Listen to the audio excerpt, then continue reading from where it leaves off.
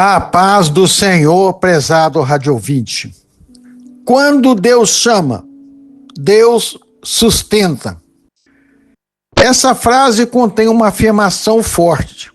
Deus é todo-poderoso para sustentar a quem chamou para uma missão. Aqui está uma verdade que precisamos compreender. Quando Deus realmente chama alguém para uma missão, Deus não abandona aquele que ele chamou. O Deus que dá a missão também é poderoso para prover os recursos necessários para que a missão seja cumprida. A Bíblia diz em Filipenses 4,19: E o meu Deus, segundo a sua riqueza em glória, há de suprir em Cristo Jesus cada uma de vossas necessidades. Um dos nomes de Deus revelados na Bíblia é Jeová Jiré, ou Yahvé Jiré. O Senhor proverá. Gênesis 22, 13 e 14. Nome que revela providência pessoal. Quando Deus chama, Deus sustenta. Teologicamente, essa frase está correta. Mas observe, é Deus quem supre. Isso não significa que o servo de Deus jamais possa receber ajuda financeira. A própria Bíblia ensina que os obreiros podem ser sustentados. Paulo escreveu aos Coríntios que aqueles que anunciam o Evangelho têm o direito de viver do Evangelho. 1 Coríntios 9,14. E a igreja primitiva ajudava os seus ministros e necessitados. Portanto, receber ajuda não é errado. Errado é transformar o chamado de Deus em mecanismo de pressão, manipulação ou exploração financeira. Hoje, há muito charlatanismo, muita exploração maldosa. Uns chegam a dizer: quem não contribuir para a minha missão que Deus me deu, não quer nada com Deus. Uma coisa é dizer: irmãos, se Deus tocar no seu coração, cooperem voluntariamente com esta obra, no valor que quiserem. Isso é uma coisa. E não ficar expondo fulano,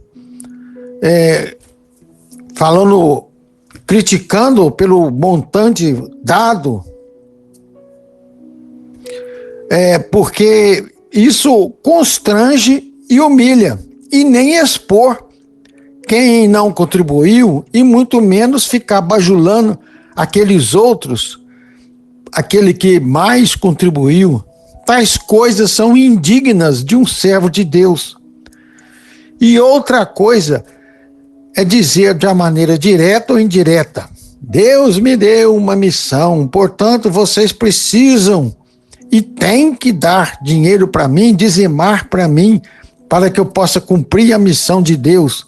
Aí está errado. Quando Deus chama, Deus sustenta. Esse tipo de pressão precisa ser tratado com muito cuidado. Deus não gosta de líderes pidões, prezados radioouvintes.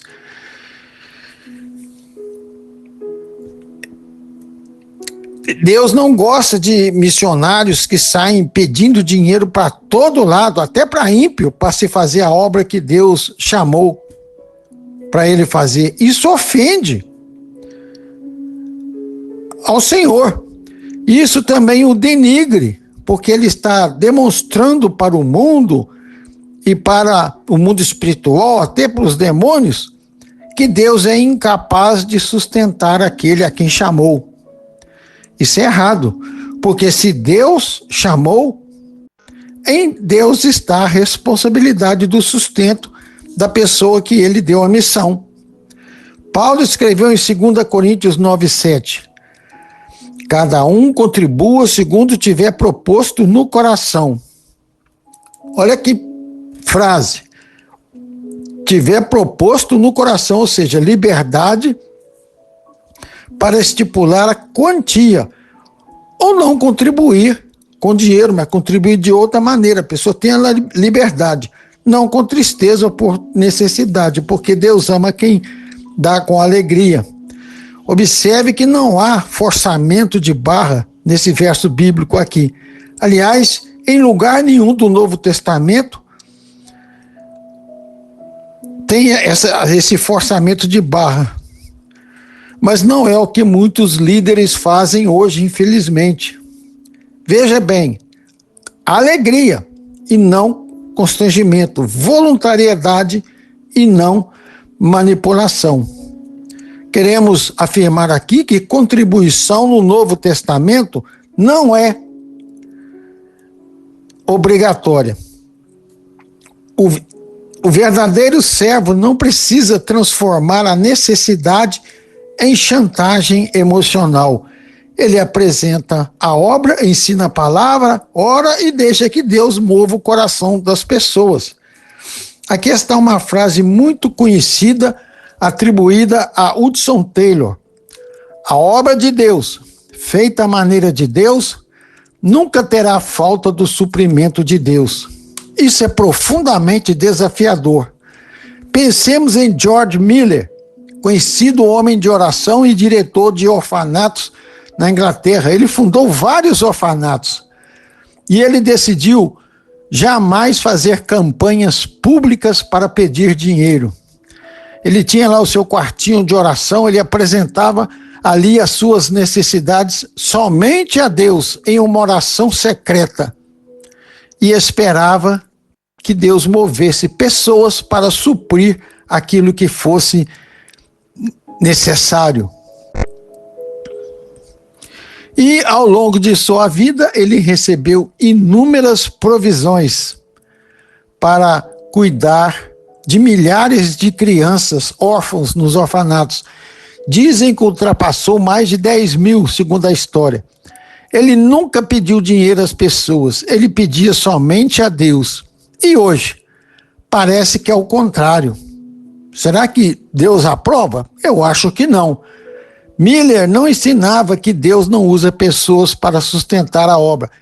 Ele ensinava pela própria vida que a última fonte de provisão é Deus.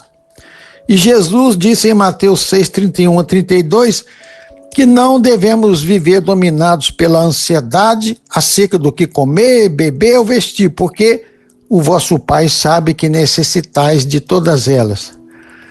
Se Deus conhece as necessidades de seus filhos, Ele também conhece as necessidades de sua obra. Quando Deus chama, Deus sustenta.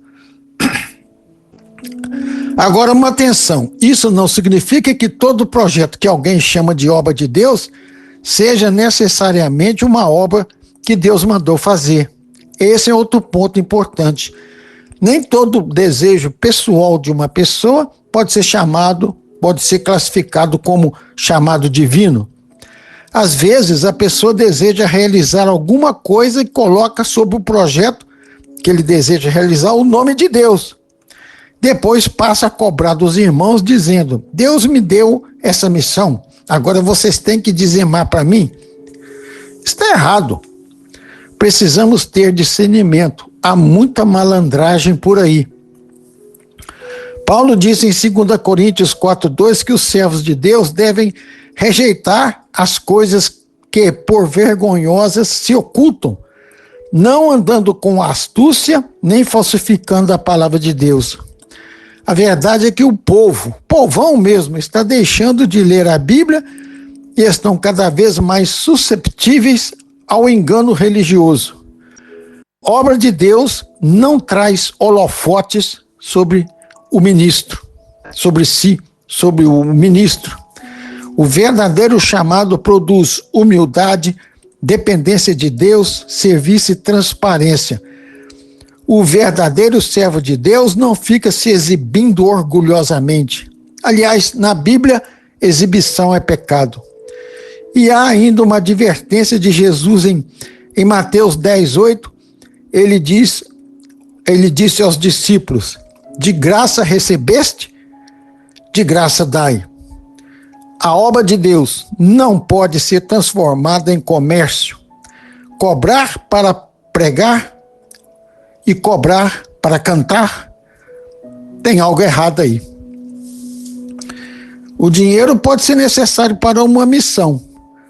Templos precisam de manutenção, missionários precisam comer, famílias precisam viver, projetos precisam de recursos.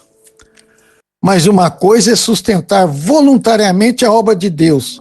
Outra, muito diferente, é usar o nome de Deus para pressionar pessoas, para constranger pessoas a financiar projetos pessoais. Quando Deus chama, Deus sustenta. Talvez hoje você esteja dizendo: eu não tenho um recurso para fazer aquilo que Deus colocou no meu coração. Não desanime. Faça a sua parte com fidelidade. O que estiver ao seu alcance, faça. Faça com amor, com zelo e com dedicação. Ore, trabalhe, seja responsável, mas não manipule ninguém. Não venda a fé. Não transforme Deus em argumento para conseguir dinheiro. E confie no Senhor. O resultado é com Ele. Como disse Davi no Salmo 37, verso 5, entrega o teu caminho ao Senhor, confia nele e o mais Ele fará. Se a missão é realmente de Deus, o Deus da missão continua sendo o Deus da provisão. E que ninguém jamais faça do nome do Senhor uma justificativa para satisfazer a sua ganância. Porque Deus não precisa ser defendido por nossa manipulação. Deus é Deus, Ele é fiel, Ele chama, Ele capacita, Ele abre as portas e provê. Ele é o Deus Todo-Poderoso, o Yahvé Jiré. E se a maior missão que Deus colocou diante de nós é anunciar Cristo, façamo-lo com humildade, fidelidade e amor. Afinal, Deus não nos chamou para explorar pessoas. Jesus nos chamou para servir pessoas. Talvez a sua missão seja criar, sustentar, educar e prover para sua família. E se você ainda não fez, receba Jesus como Senhor e Salvador de sua vida. E você começará a ter experiências ou circunstâncias adversas que misteriosamente resultarão a seu favor. E seu coração dirá que foi a mão de Deus agindo no anonimato a seu favor. E então você só poderá agradecer dizendo: Deus seja louvado, glória a Deus, em nome de Jesus. Amém.